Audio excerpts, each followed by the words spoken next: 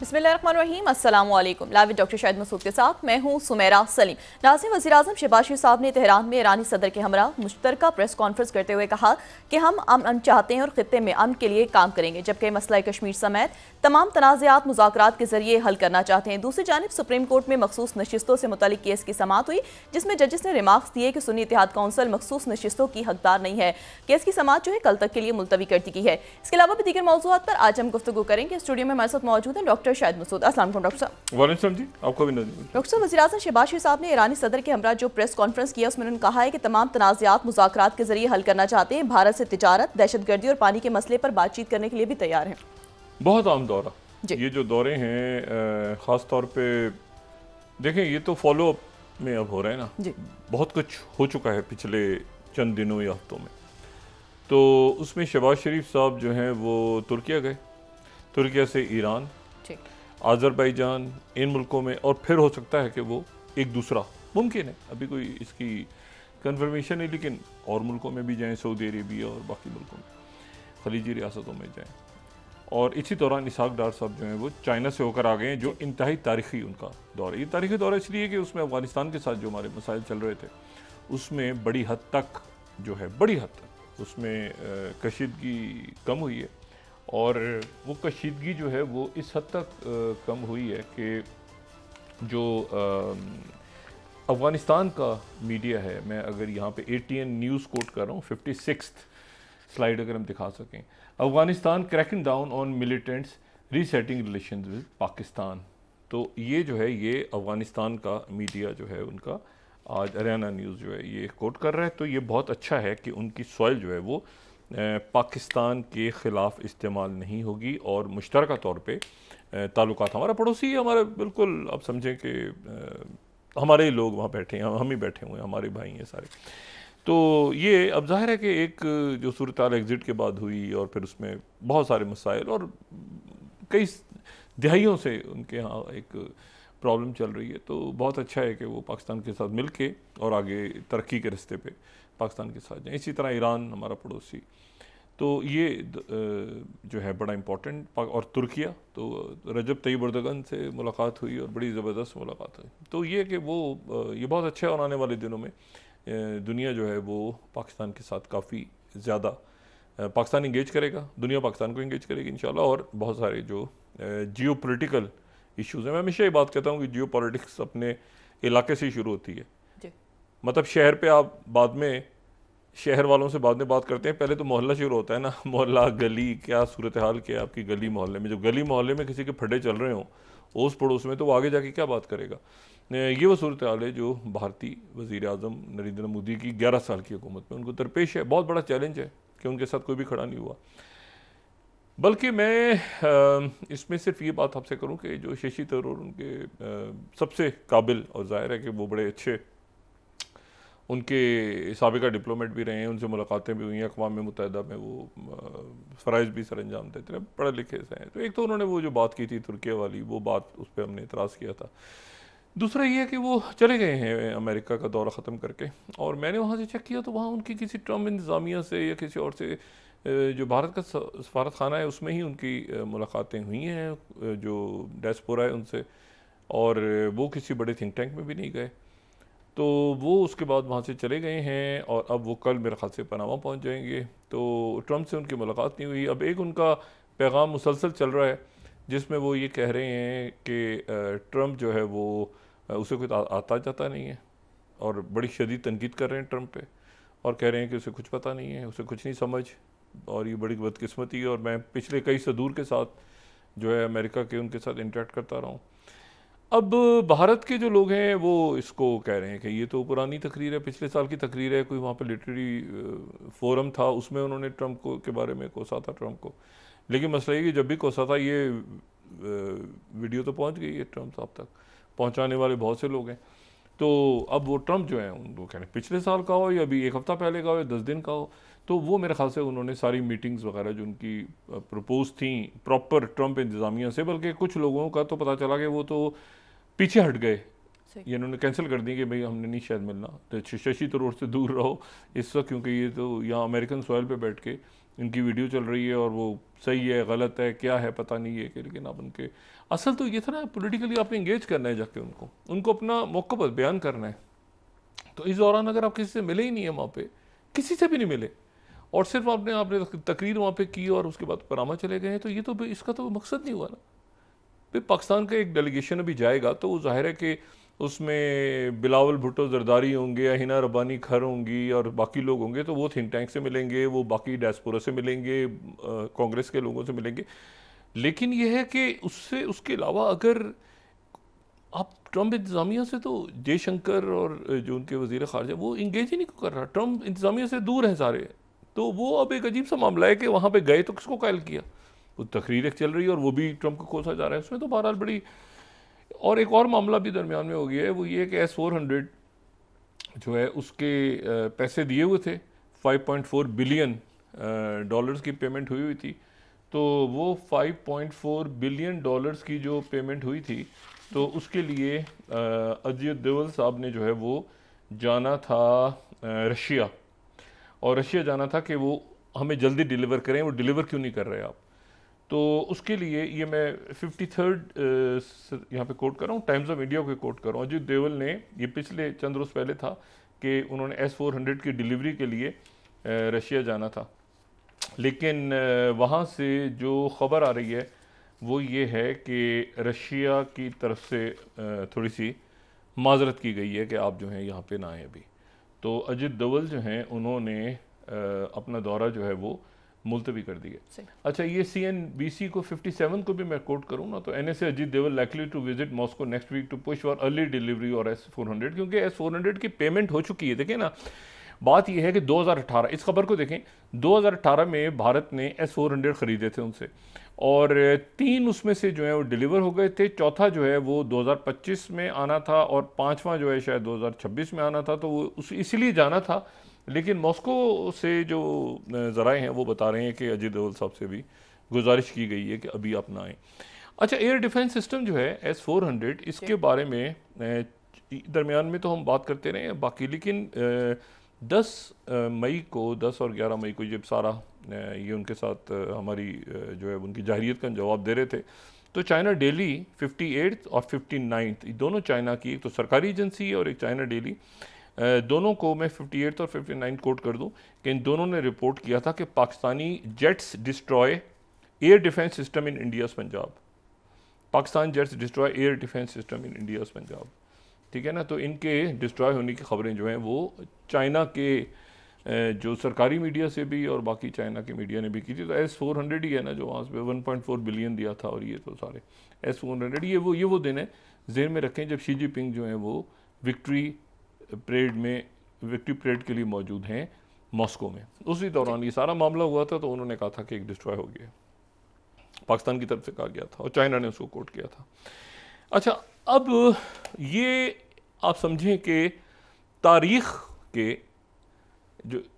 के इंतहाई अहम दिन, हफ्ते, घड़ियां हैं, और उसमें जो है वो रशिया की तरफ से उनके जो दिमित्री मेदवेदेव हैं, दिमित्री मेदवेदेव, इनके बारे में मैं बता चुका हूँ कि ये जो हैं ये प्रेसिडेंट पुतिन के क्लास फेलो हैं, यानी इतनी पुरानी इनकी दोस्ती है कि ये क्लास फेलो स्कूल के ज़माने से, फिर ये साथ रहे, इकट्ठे रहे। फिर 1999 में जब पुतिन बाकायदा वज़ीर आज़म बने तो ये उनकी कैबिनेट में हिस्सा बन गए, मुशीर बन गए। बाद में ये रशिया के सदर बने और फिर रशिया के वज़ीर आज़म बने दिमित्री जो मेदवेदेव हैं। इन्होंने एक मैसेज दिया है और उस मैसेज के साथ इन्होंने एक नक्शा भी आगे पेश कर दिया। ये मैंने आपसे कहा ना, तारीखी लम्हात हैं ये। इन्होंने 25th बफर जोन, जो बफर जोन की बात हो रही थी ना, मैं कह रहा था कि सुमे के रीजन में, सुमे ओब्लास्ट के अंदर वो शायद एक बफर जोन बना के और उसको अपने हिस्से में लेना चाह रहे हैं। उन्होंने ये नक्शा जो है वो फ्लोट कर दी है सोशल मीडिया पे, और उसमें कहा है कि तमाम यूक्रेन जो है वो एक बफर जोन होगा। तमाम यूक्रेन, थोड़ा सा नहीं, एक ओब्लास्ट नहीं, तमाम यूक्रेन जो है वो एक बफर जोन होगा, जहां पे कोई फौज नहीं आएगी, कोई मिलिट्री नहीं होगी, और ये रशिया के और यूरोप के दरमियान एक बफर जोन होगा, तमाम का तमाम यूक्रेन। यहां कोई फौज नहीं होगी, यहां पर ये बफर जोन होगा जो नेटो ममालिक हैं उनके दरमियान और रशिया के दरमियान। तो ये जो नक्शा है जो भी हम देख रहे थे, ये रशिया के जो दिमित्री मेदवेदेव हैं उन्होंने ये नक्शा आज दुनिया के सामने पेश कर दिया कि ये हमारा बफर जोन है। मैं 25th स्लाइड यहां पे कोट कर रहा हूं, buffer zone to cover nearly all of Ukraine. तमाम यूक्रेन में बफर जोन होगा। अच्छा, अब इसमें जो है ये बात तो हो गई, लेकिन सवाल ये है कि क्या ये बात इन्होंने खुद की है या बात ये डिस्कस कर चुके हैं प्रेसिडेंट ट्रंप के साथ। प्रेसिडेंट पुतिन ये बात डिस्कस कर चुके हैं। कल रात जो है वो जब से जंग शुरू हुई है तो ये हर रोज ज्यादा तेजी आ रही है और पूरे यूक्रेन में जो है वो मिसाइल गिर रहे हैं आके। कोई 365 मिसाइल और ड्रोन्स गिरे हैं मुख्तलिफ इलाकों में जो यूक्रेन के इलाके हैं।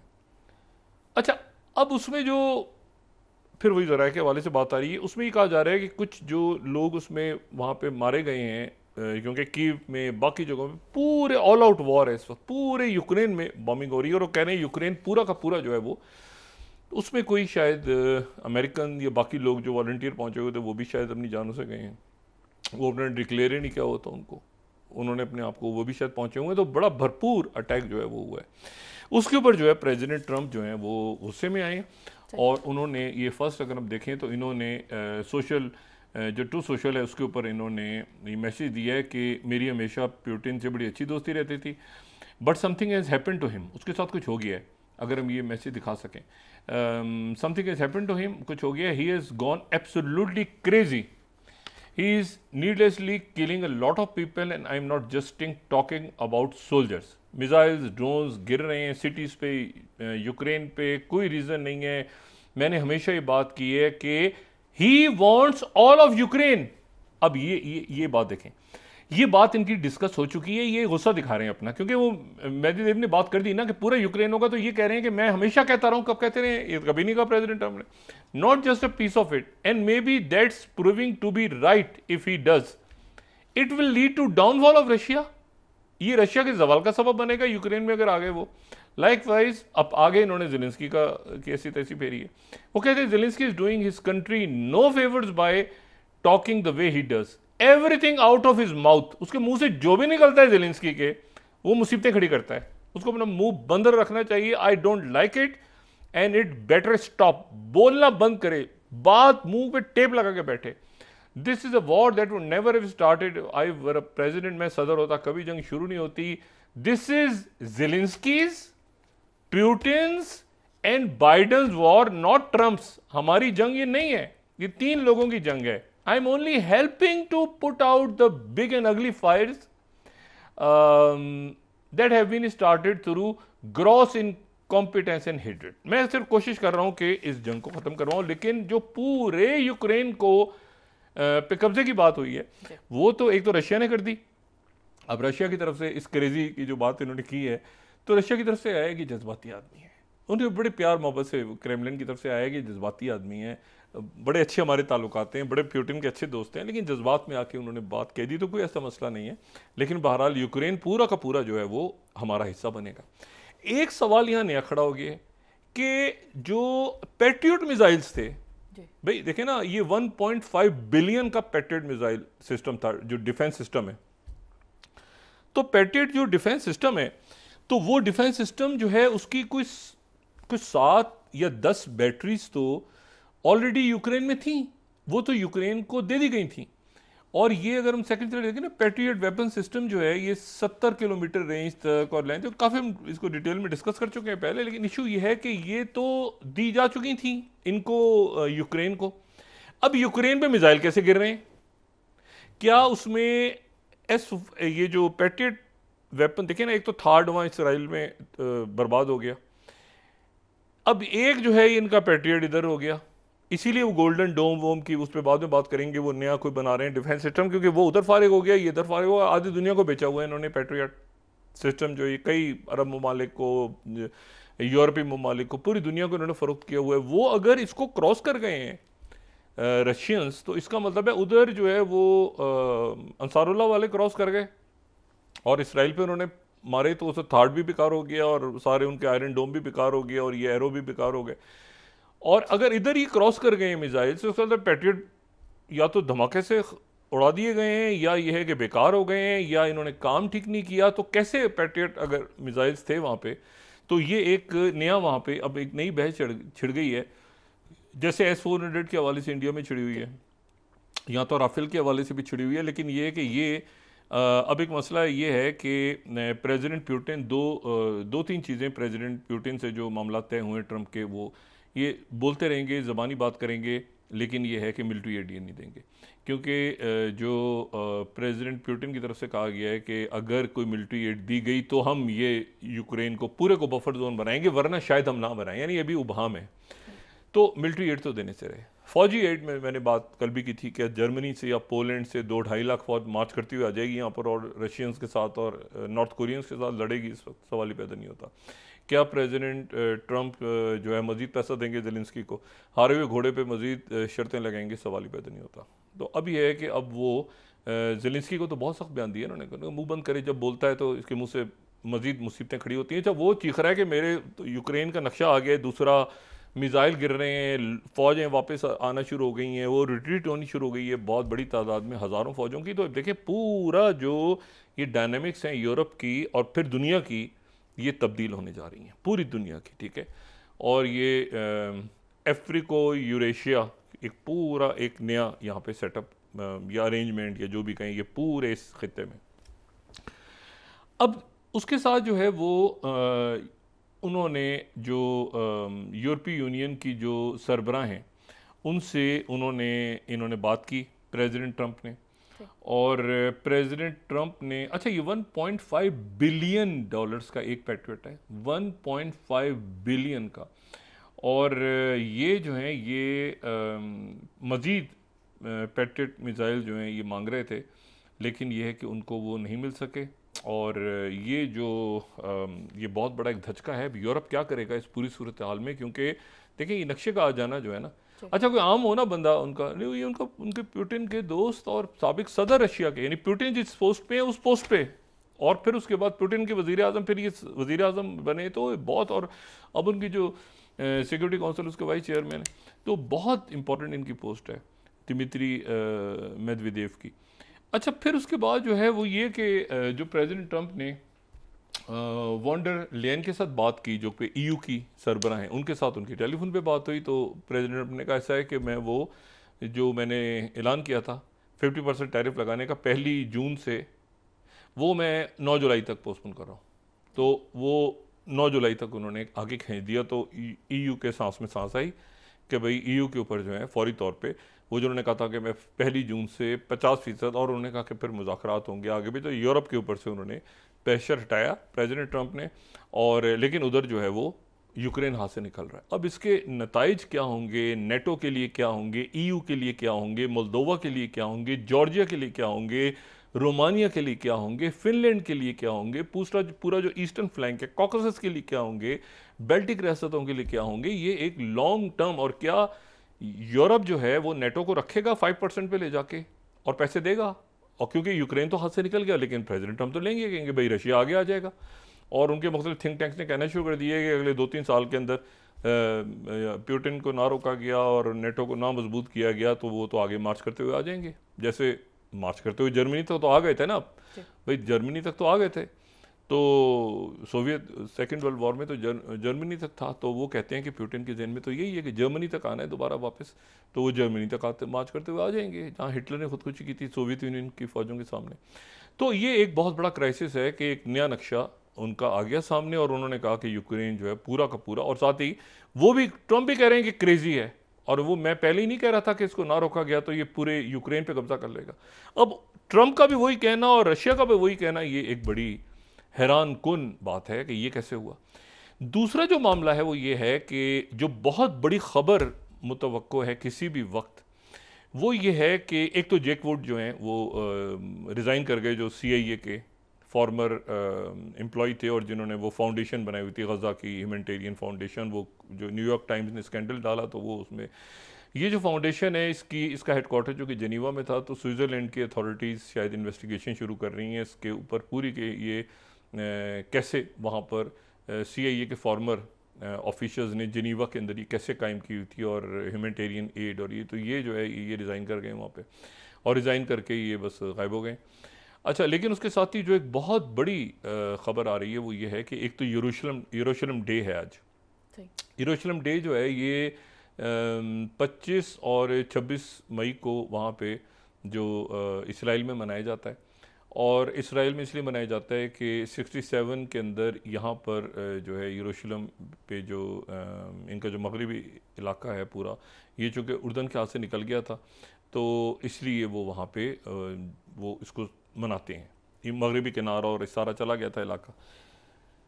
तो लेकिन आज जो है वहाँ पे बहुत ज़्यादा इंतहा पसंद जो है वो वहाँ पे सैकड़ों की तादाद में कल रात से और आज सुबह से जमा है और वहाँ पे वो अरब जो हैं उनके ख़िलाफ़ वो नारे लगा रहे हैं और नारे जो हैं उनके उन नारों का जो नारे हैं वो लगा रहे हैं कि अरब मुर्दाबाद, अरब जो है अरबों के ख़िलाफ़, और ये जो हैं ये साथ ही कह रहे हैं कि जो है वो मतलब है कि अरब यानी मुसलमान भी नहीं बल्कि अरबों को वो वहाँ पर गालियाँ भी दे रहे हैं। और ये मैं 18 स्लाइड कोट कर रहा हूँ, chant of death to Arabs, ये death to Arabs, old city Muslim corridor. अच्छा, क्वार्टर मुस्लिम क्वार्टर ये है कि ये जब यहाँ पर आप इस तरह से देखें कि ये जो ये है ना यरूशलेम, तो यरूशलेम जो है वो बरतानिया ने एक नक्शा 19वीं सदी में उन्होंने 4 हिस्सों में यरूशलेम शहर को, अगर 4th स्लाइड हम दिखा सकें तो 4 हिस्सों में यरूशलेम को, जो कि बराबर नहीं है उनमें उनका जो एरिया है वो बराबर नहीं है। तो एक उसमें से मुस्लिम क्वार्टर है, एक उसमें से क्रिश्चियन क्वार्टर है, एक आर्मीनियन क्वार्टर है, ठीक है ना, ये जो पिंक कलर का नज़र आ रहा है ये आर्मीनियन है, और फिर एक जूइश क्वार्टर है, और 5वां जो है वो कोई क्वार्टर नहीं है बल्कि उसको उन्होंने छोड़ दिया, वो जहाँ मस्जिद अक्सा है और जहाँ पे टेंपल जो है वो डूम ऑफ रॉक है और मस्जिद अक्सा है, और ये सारा इलाका वो उससे हट के ये 4 क्वार्टर्स इन्होंने अलग बना दिए थे।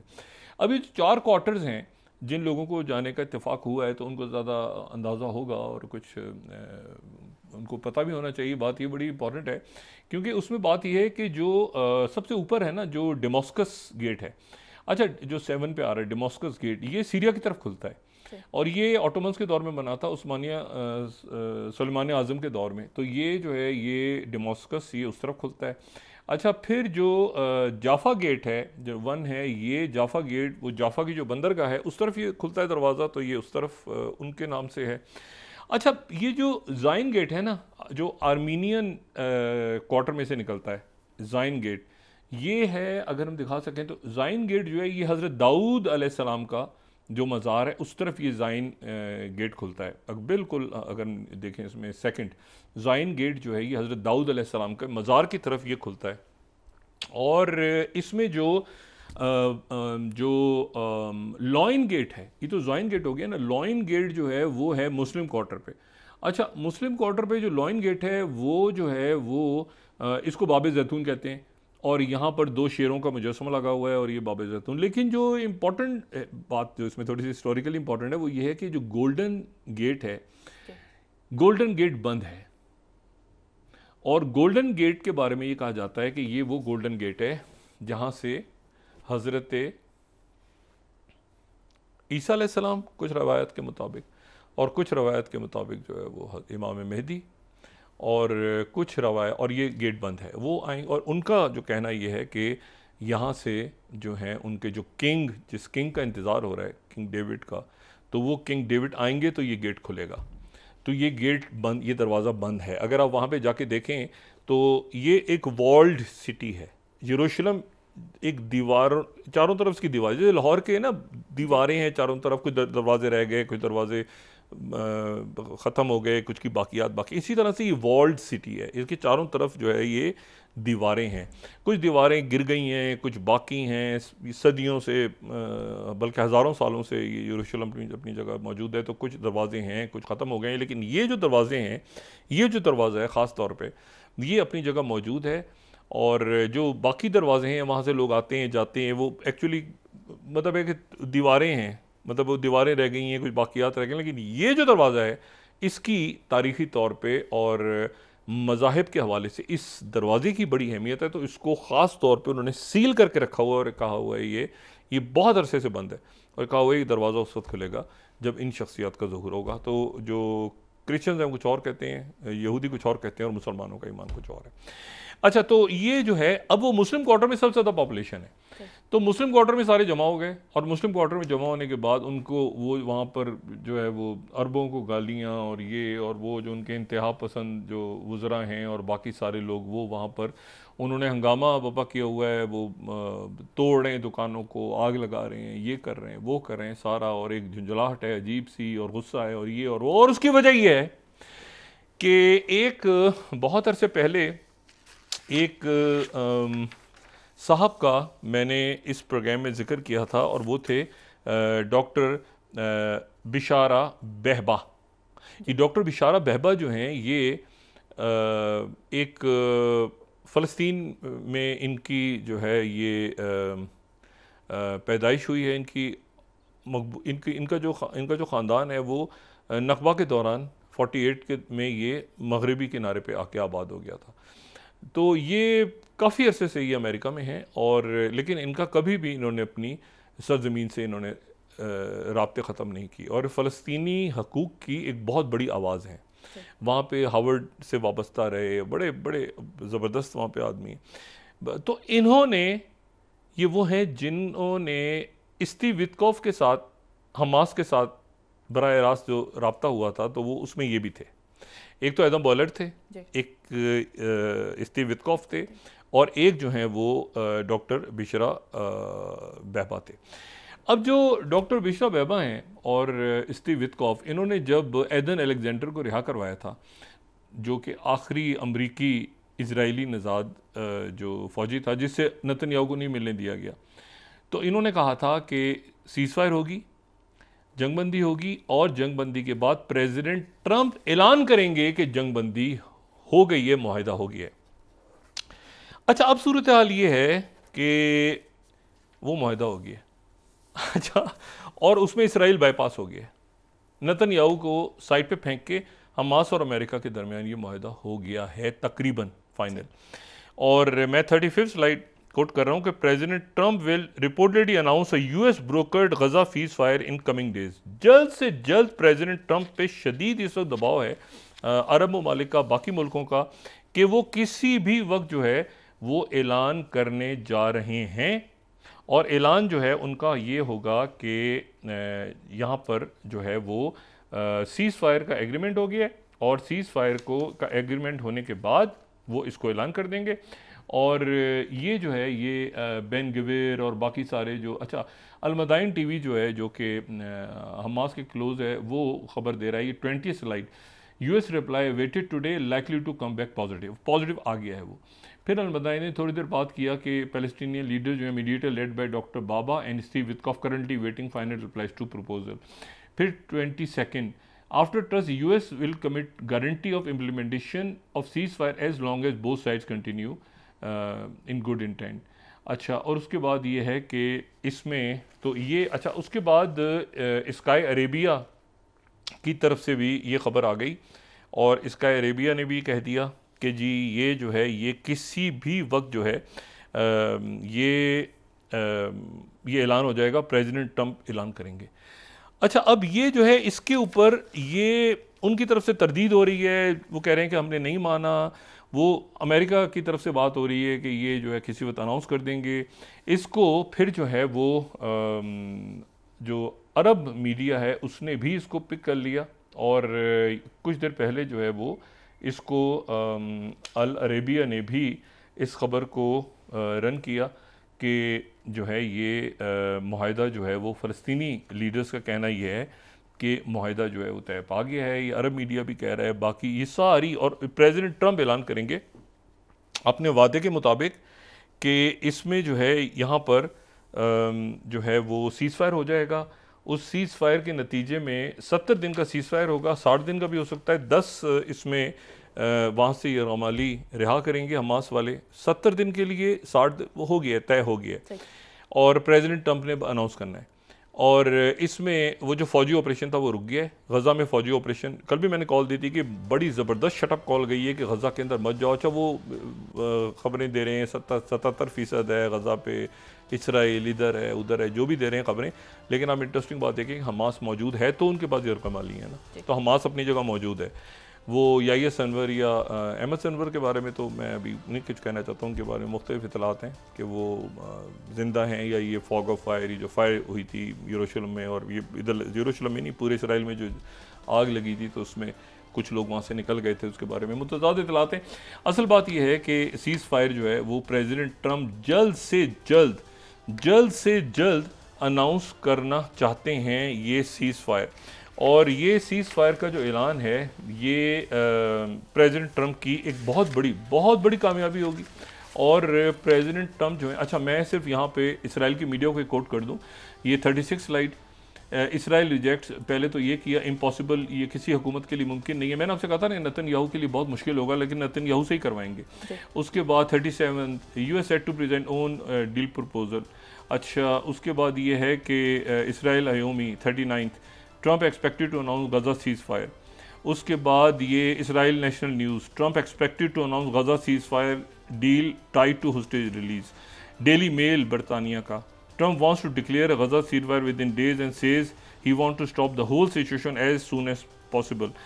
तो बात यह है कि अब इस पूरी पिक्चर में जो है वो ये सारा जो मामला है, एक तो throw under the bus Zelensky, दूसरा है कि थ्रो अंडर द बस अगर ये सीज़ फायर वो करें, नेतन्याहू रुक गया ना वो जाते जाते, नेतन्याहू भी वही करेगा जो ट्रंप कहेंगे, ज़ेलेंस्की भी वही कहेगा जो ट्रंप कहेंगे, और भारतीय वज़ीर आज़म नरेंद्र मोदी भी वही कहेंगे और वही कर रहे हैं और वैसे ही चलेंगे।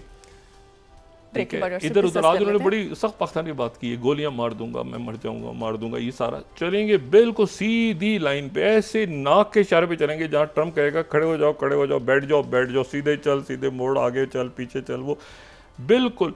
फोर्थ इकोनॉमी बन गया, रशिया है फोर्थ इकोनॉमी, तो रशिया की तरफ से मैसेज आ रहा है कि 1 मिनट ठहर जाइए, फोर्थ इकोनॉमी कहाँ से हो गया। तो एक रौला जो है वो पड़ा हुआ है, लेकिन ये है कि अब वक्फा लें, फिर उसके बाद बात आगे बढ़ाते हैं। नाज़रीन वापस आते हैं एक छोटे से ब्रेक के बाद।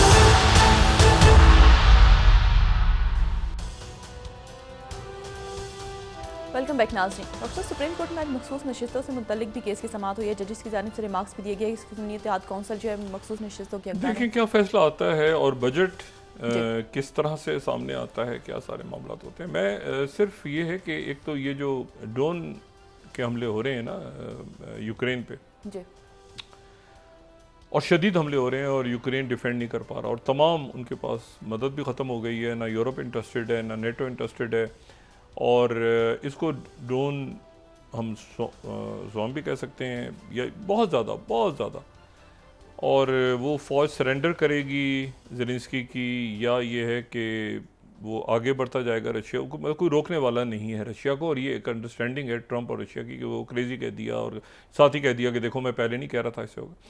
दूसरी बात यह है कि ये जो सीज़ फायर का ऐलान है, इस पे हमास और इसराइल जो है और अमेरिका जो है वो राज़ी हो गए हैं, और एक तरह से आप समझें कि वहाँ पर भी माहौल बनाया जा रहा है कि सीज़ फायर के करीब हैं, और बस ये 70 दिन की है लेकिन कब्ज़ा हमारा रहेगा वो, क्योंकि मैंने आपसे पहले भी कहा कि वो ये मारे जाएंगे अगर अपने लोगों शिद्दत पसंद तरीके। ज़ेलेंस्की तो देखे ना, इतना पैसा खर्च करके पैट्रियट मिसाइल्स आगे पीछे $1.5 बिलियन के, तो वो अगर इस मरहले पे ऐसे हो गया तो वो तो ट्रंप एक तरह से उन्होंने कह दिया, वो आगे से उन्होंने मज़ाक में जवाब दे दिया, उन्होंने कहा वो जज्बाती हैं लेकिन बड़े अच्छे दोस्त हैं हमारे। ट्रंप और पुतिन की दोस्ती जो है वो इस तरह से एक बयान से ऊपर नीचे नहीं हो सकती। ये जो मुजाहरा हो रहा है, मैं इसके वालिद से बात कहूँ कि ये वो इंतहा पसंद हैं जो असल में यहाँ पर आबाद हैं इस पूरे इलाके में, तो ये सारे इस इलाके में आ गए हैं। लेकिन चूँकि गज़ा में नहीं जा पा रहे और गज़ा में ऑपरेशन ही शुरू हो रहा, तो एक तो वहाँ के हवाले से आज भी शहादतें हुई हैं, अभी वहाँ पे लड़ाई जारी है। इसी दौरान हुतीज़ भी आगे, लेकिन मैं आपको सिर्फ ये बात बताऊँ, ये मुस्लिम क्वार्टर में जहाँ पे ये गज़ा का वो इलाका जो कि मुसलमानों के पास है उस्मानिया दौर से ही, अंग्रेज़ों ने ये मैं बहरहाल बनाया था, लेकिन ये है कि इसमें जो इसको अगर दोबारा देखें ना हम, तो इसमें जो है एक तो बाब जैतून हो गया ना, लेकिन जो एंड टाइम्स का सारा की पूरी हिस्ट्री है ना, एंड टाइम्स की, एंड ऑफ टाइम्स की, वो गोल्डन गेट से वाबस्ता है। गोल्डन गेट जो कि मस्जिद अक्सा में खुलता है, ये एंड ऑफ टाइम्स तमाम की जो नुक्ता है वो यहाँ से मरबूत है।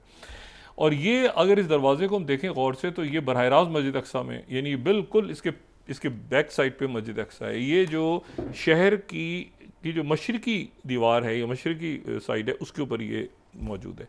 अच्छा, इसको जो है वो सुलेमान द मैग्निफिशेंट, सुलेमान आज़म ने इसको बंद कर दिया था, क्योंकि उसकी वजह ये थी कि वो यहूदी मुसलसल जो है उस ज़माने में ये कह रहे थे कि यहाँ से जो किंग डेविड आएगा और ये सारी बात हो, तो वो जो है वो सारी बात करे, तो उसको बंद कर दिया। लेकिन फिर उसके बाद इस जगह पे आप जाएं तो यहाँ पे इसका जो दरवाज़ा है उसके दो हिस्से हैं, दो हिस्सों में दरवाज़ा है। एक बाब तौबा कहलाता है, एक बाब रहमा कहलाता है। और इसके सामने जो है वो फिर एक कब्रिस्तान है, पुरानी कब्रें हैं, बहुत बहुत पुरानी, यानी 100-125 साल 150 साल पुरानी कब्रें भी मौजूद हैं वहाँ पे। एक कब्रिस्तान बना हुआ है, पुराना कब्रिस्तान है। उसके बारे में कहा यह जाता है कि इस दरवाज़े को खोलने की या तोड़ने की कोशिश चूँकि कर रहे होते थे बहुत सारे उस ज़माने में लोग, तो इसलिए जो है वो फिर जो सुलेमान आज़म थे उन्होंने इस दरवाज़े के आगे जो है वो एक कब्रिस्तान, उन्होंने कहा कि यहाँ पे कब्रिस्तान एक बना दिया जाए। और इस दरवाजे के बाहर आपको बड़ी पुरानी कब्रें मौजूद हैं, वो यानी उस दरवाजे तक आप पहुँच नहीं सकते, वो कब्रिस्तान है, पहले कब्रिस्तान आता है और उस कब्रिस्तान के बाद फिर वो दरवाज़ा है। यानी अगर आप चाहें ना कि मैं उस दरवाजे तक पहुँच सकूँ, तो आपको दरमियान में बहुत सारी कब्रों से गुजर के, और ये कब्रें जो है एक तरह से उस दरवाजे, क्योंकि यहूदी भी और बाकी भी वो कब्रिस्तान जो कि क्रॉस नहीं करते, तो उसकी वजह से ये दरवाजे की हिफाजत के लिए इसके सामने कब्रिस्तान मौजूद है और बड़ी पुरानी कब्रें।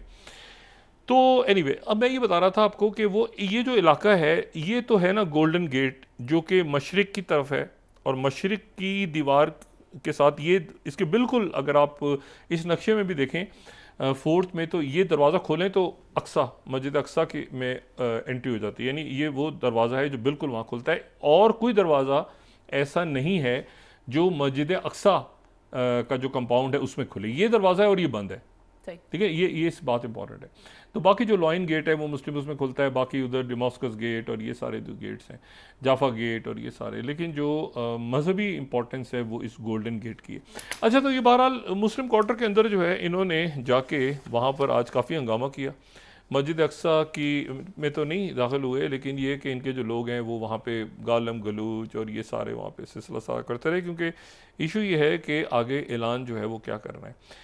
और मैंने आपसे बात की कि ये बड़े तारीख़ में लिखे जाएंगे वाक़यात और आपस में लिंक्ड हैं, क्योंकि पाकिस्तान, आप ये देखें कि पाकिस्तान उस जगह मौजूद था जहाँ पर ये दो रियासती हल के लिए भरपूर कोशिश हुई, और ख़ास तौर पे फ़लस्तीनी रियासत के लिए। अब पूरा यूरोप खड़ा हो गया, अब पूरा जो है वो, यानी प्रेसिडेंट ट्रंप, यूरोप, और आप देखें सऊदी अरेबिया, बाकी मुल्कों ने, वो जो शुरू में बात हुई थी। अच्छा, ये जो डॉक्टर है ना, ये जिनका मैं जिक्र कर रहा था, बिशरा बेबा, इन्होंने सबसे पहले रिएक्ट किया था। वो जब ट्रंप की तरफ से बात हुई थी ना कि यहाँ पे रिवेरिया टाइप चीज़, तो इन्होंने बड़ा सख्त रिएक्ट किया था। ये ट्रंप के बड़े करीब हैं, तो इन्होंने बड़ा सख्त रिएक्ट किया था। फिर ये जो अरब प्लान मुतबादिल आया, उसमें ये स्टीव वित्कॉफ के साथ इन्होंने काफ़ी कोशिश की, और अब अल्टीमेटली वो बात हो रही है सामने। और इसराइल का जो मीडिया है वो भी अब ये जहन साजी कर रहा है कि ये किसी भी वक्त जो है ये, अब देखें ना 39 स्लाइड दोबारा देखें, तो वो एक जहन साजी में शुरू हो गई है कि ट्रंप एक्सपेक्टेड टू अनाउंस, ऐलान ट्रंप करेंगे। ये बात जहन में रखें, ये वो शर्त है जो रखी गई थी कि ट्रंप गारंटर होंगे, इसके गारंटर ट्रंप होंगे। और फिर इसमें जो है वो ये जो बात है सारी कि अच्छा, प्रेसिडेंट ट्रंप अब इसमें जाहिर है कि हाथी के पाँव में सबका पास, नेतन्याहू आगे कैसे निपटते हैं, क्या करते हैं सारी, तो वो अच्छा ईरान के साथ मामला अगर आगे नहीं भी बढ़ते तो ईरान की तरफ से कहा गया है कि हमारे मामला अगर बढ़ते हैं तो बढ़ जाएं, अमेरिका के साथ नहीं बढ़ते तो ईरान जो है वो रह सकता है अमेरिका के साथ डील किए बगैर भी। मतलब अगर सैंक्शंस हट जाती हैं तो बेहतर है, ये अमेरिका के भी फ़ायदे में, हमारे भी फ़ायदे में, नहीं होती तो फिर अपनी, तो वो अमेरिका भी अब ज़ाहिर प्रेसिडेंट ट्रंप चाह रहे हैं कि ये मामला भी साथ हल हो, क्योंकि इसमें सऊदी अरेबिया, कतर, बाकी मुल्क सारे यूरोप के मुल्क हैं, ये भी साथ हल हो। अच्छा, ये आप देखें 35th president Trump will reportedly announce a US broker Gaza ceasefire in the coming days. अब मुझे ये बताएं कि ये अगर अच्छा अलमदाइन, फिर 33rd Hamas Israel reviewing 60 days trust proposal exclusive. बात यह सारी कि ये वहाँ का सारा जो मीडिया है इस वक्त पूरी दुनिया का, वो ये बात अब डिस्कस कर रहा है कि ये किस तरह से होगा, और आज कल में इसकी किसी भी वक्त खबर सामने आ जाएगी। प्रेसिडेंट ट्रंप अगर ये नहीं भी हुआ ना, हमास के साथ उनकी बात होगी, नेतन्याहू को उन्होंने फेंकना है साइड पे, जैसे ज़ेलेंस्की को फेंक दिया साइड पे ट्रंप ने, और वो बात करेगा हमास से और मुसलमान मुल्कों से। देखिए हुतीज़ के साथ क्या मामला हुआ है, उन्होंने डायरेक्ट डायलिंग हुई है, हुतीज़ ने ना कोई अटैक किया, उसके बाद हुतीज़ ने निशाना बनाए हुए तल अवीव को, हैफा को और इन शहरों को जो है वो सुबह शाम। तो इसराइल के पास कुछ भी नहीं है। अब देखिए ना, वहाँ उसके पेट्रियट ख़त्म हो गए, यहाँ से थाड हटा लिया, तो यहाँ पर अब ये जो है नेतन्याहू क्या करेगा कितने दिन, और फिर एक दफ़ा जब मैसेज दुनिया को चला जाए कि डंप कर दिया इस मुल्क को अमेरिकन प्रेसिडेंट ने। ये वो बात है जो भारतीय वज़ीर आज़म को समझनी चाहिए। हमारा स्ट्रेटजिक पार्टनर एक नहीं, एक से ज़्यादा हमारे साथ खड़े रहे, और जो भी टेक्नोलॉजी थी, मैं बार बार ये बात कहता रहा हूँ कि ये चाइना, टर्की, कई मुल्कों की टेक्नोलॉजी से पाकिस्तान के लोगों ने बहुत कुछ सीखा, और फिर अपनी खुद एक टेक्नोलॉजी डेवलप करके, क्योंकि ये बहुत ज़रूरी है आने वाले अरसे में कि आप अपनी जो टेक है, टेक इंडस्ट्री पे आप अपनी खुद, चाहे वो LLM मॉडल्स हों या वो जो भी कुछ करना है आपने, वो आपका अपना होना चाहिए सारा सिलसिला, ठीक है।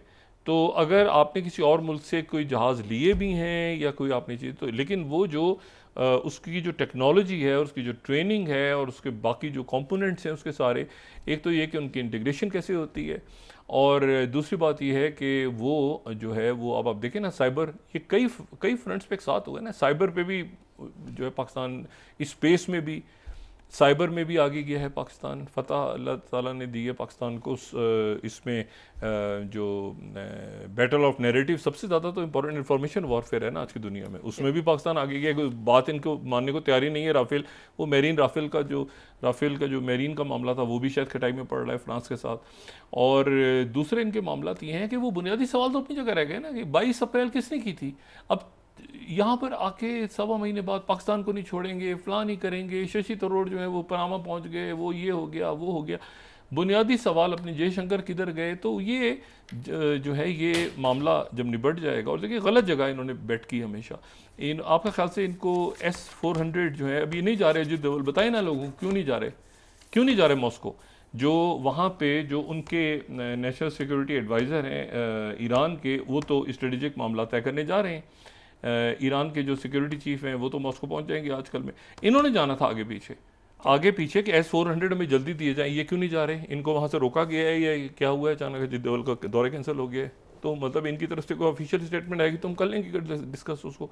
लेकिन ये है कि जब आप ट्रंप को गालियाँ दे रहे हैं और उसके साथ ही चाइना, फिर उसके साथ ही अच्छा एक बड़ी इंटरेस्टिंग ख़बर है और वो ब्लूमबर्ग में है। मैं सिर्फ प्रोग्राम के क्लोजर में अगर वो ब्लूमबर्ग की मैं ख़बर इनको दिखा सकूं, ब्लूमबर्ग ने आज एक बड़ी इंटरेस्टिंग स्टोरी है, और वो जो स्टोरी है अगर हम दिखा सकें, वो स्टोरी जो है ब्लूमबर्ग की वो है कि जो रेयर अर्थ मिनरल्स हैं उसके ऊपर चाइना की बात हो रही है म्यांमार के साथ।